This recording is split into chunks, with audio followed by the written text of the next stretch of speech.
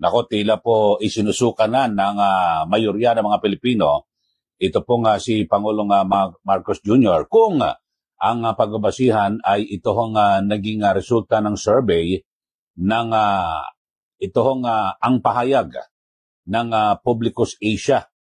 Biruin nyo mga kababayan ay mula po sa 51% sa pagtatapos noong 2022, ngayon po ay 18% na lang. 18% na lang sa third quarter ngayong taon o 2025. Grabe ho ito mga kababayan at ito po ay isang malaking senyales na talagang napakatindi po ang pagsadsad at pagkawala ng kumpiyansa ng publiko sa pamamahala ni Pangulong Marcos Jr. At isa po sa talagang dahilan ayon po sa survey ay yung governance issues. Yung kanyang pamamahala, siyempre, napakarami ho, no?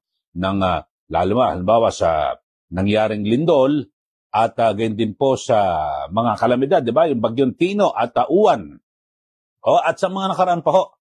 Talagang mula po 2022, ng pagtatapos ng 2022, 51%. Ngayon ho, third quarter pa lang ho, 18%.